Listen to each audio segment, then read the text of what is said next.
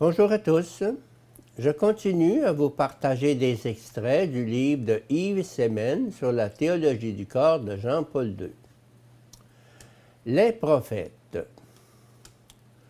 Outre l'interprétation provenant de la tradition, l'Ancien Testament nous offre encore une autre tradition pour comprendre le commandement « Tu ne commettras pas l'adultère ».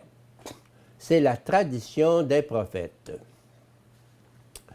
Ceux-ci, lorsqu'ils se réfèrent à l'adultère, veulent rappeler à Israël et à Juda que leur plus grand péché fut l'abandon du seul et vrai Dieu en faveur du culte des différentes idoles, qu'au contact d'autres peuples, le peuple élu avait adopté facilement et de manière inconsidérée.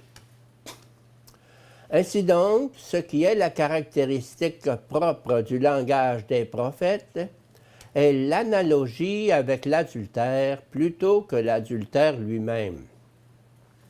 Cependant, cette analogie aide aussi à comprendre le commandement « Tu ne commettras pas l'adultère » et l'interprétation qui s'y rapporte, dont l'absence est avérée dans les textes législatifs. Dans les oracles des prophètes, particulièrement d'Isaïe, d'Osée et d'Ézéchiel, le Dieu de l'Alliance, Yahvé, est souvent présenté comme époux, et l'amour avec lequel il s'est uni à Israël peut et doit s'identifier avec l'amour sponsal des époux. Et voilà qu'à cause de son idolâtrie et de l'abandon du Dieu époux, Israël a commis à son égard une trahison comparable à celle de la femme à l'égard de son mari. Il a commis précisément un adultère. Si Isaïe, par exemple, Isaïe 54, 62, 1, 5, met surtout en relief dans ses textes l'amour de Yahvé époux, qui va en toutes circonstances à la rencontre de l'épouse, en fermant les yeux sur toutes ses infidélités, Osée et Ézéchiel abondent en comparaison qui montrent surtout la laideur et le mal moral de l'adultère commis par l'épouse Israël. Va, prends pour toi une prostituée pour femme, aie des enfants de prostitution, car le pays ne fait rien d'autre que se prostituer en se détournant du Seigneur. Osée 1:2. Le Seigneur me dit encore, va, aime une femme aimée d'un autre et commets l'adultère. Osée 3:1. Et en fait, bien qu'Israël soit à ce point infidèle à son Dieu, comme l'épouse qui suivait ses amants tandis qu'elle m'oubliait, Osée 2:25, cependant, Yahvé ne cesse jamais de chercher son épouse, ne se lasse jamais d'attendre sa conversion et son retour, et il confirme cette attitude par les paroles et les actions du prophète. Il adviendra en ce jour-là, oracle du Seigneur, que tu m'appelleras mon mari et ne m'appelleras plus mon maître, mon Baal.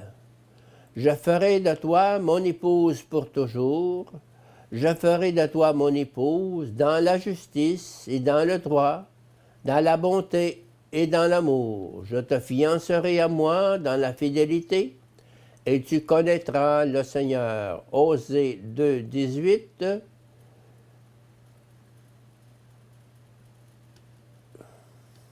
Osée 2:18. Tu furent jeté en pleine campagne par des coups de toi au jour de ta naissance. Je passai près de toi et je te vis te débattant dans ton sang. Je t'ai dit quand tu étais dans ton sang, vis, et je te fis croître comme l'herbe des champs. Tu te développas, tu grandis et tu parvins à l'âge nubile. Tes seins s'affermirent, ta chevelure devint abondante, mais tu étais toute nue. Alors je passai près de toi et je te vis. C'était ton temps, le temps des amours. J'étendis sur toi le pan de mon manteau, et je couvris ta nudité. Je m'engageai par serment, je fis un pacte avec toi, oracle de Yahvé, et tu fus à moi. Je mis un anneau à ton nez, des boucles à tes oreilles, et sur ta tête un splendide diadème. Tu étais paré d'or et d'argent, vêtu de lin, de soie et de broderie. Tu fus renommé parmi les nations pour ta beauté, car elle était parfaite grâce à la splendeur dont je t'avais revêtu. Mais tu t'es infatué de ta beauté. Tu as profité de ta renommée pour te prostituer.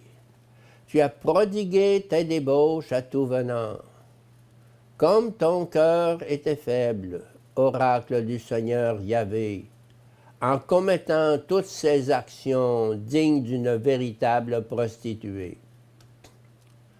Lorsque tu te bâtissais un tertre à l'entrée de chaque chemin, et que tu te faisais une hauteur sur toutes les places en méprisant le salaire, tu n'étais pas comme la prostituée. La femme adultère, au lieu de son mari, accueille les étrangers. Ézéchiel 16, 5, 8, 12, 15, 30, 32. L'alliance. La citation est un peu longue, mais le texte est si important qu'il était nécessaire de le rappeler. Il exprime l'analogie entre l'adultère et l'idolâtrie de manière particulièrement forte et exhaustive. Le point de similitude entre les deux termes de l'analogie consiste dans l'alliance accompagnée de l'amour. Par amour, Dieu Yahvé conclut l'alliance avec Israël, sans aucun mérite de la part de ce dernier. Il devient pour Israël comme l'époux et le conjoint le plus affectueux, le plus prévenant, le plus généreux envers sa propre épouse.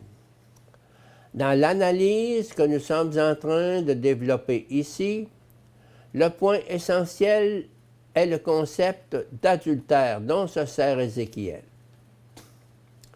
Il est impossible de ne pas se rendre compte que les textes des prophètes révèlent une signification de l'adultère différente de celle qu'en donne la tradition législative. L'adultère est péché parce qu'il constitue la rupture de l'alliance personnelle de l'homme et de la femme. Dans les textes législatifs, ce qui est souligné, c'est la violation du droit de propriété, et en premier lieu du droit de propriété de l'homme à l'égard de cette femme qui, du fait qu'elle est son épouse légale, est une parmi tant d'autres. Dans les textes des prophètes, l'arrière-plan de la polygamie effective et légalisée n'altère pas la signification éthique de l'adultère.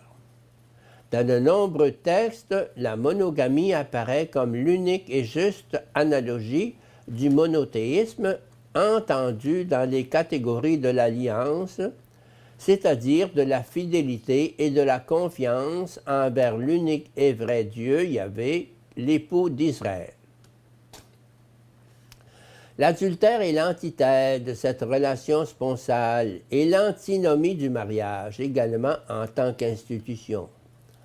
En tant que le mariage monogamique actualise en lui l'alliance interpersonnelle de l'homme et de la femme, et réalise l'alliance née de l'amour et accueillie par l'une et l'autre partie précisément comme mariage et comme tel reconnu par la société. Ce genre d'alliance entre deux personnes constitue le fondement de cette union par laquelle l'homme s'unira à sa femme et ils deviendront une seule chair. Genèse 2, 24. On peut dire, d'après le contexte précité, que cette unité corporelle est leur droit bilatéral, mais surtout qu'il est le signe régulier de la communion des personnes, de l'unité constituée par l'homme et la femme en leur qualité de conjoints. L'adultère commis par chacun d'eux est non seulement la violation de ce droit qui appartient exclusivement à l'autre époux, mais est en même temps une radicale falsification du signe.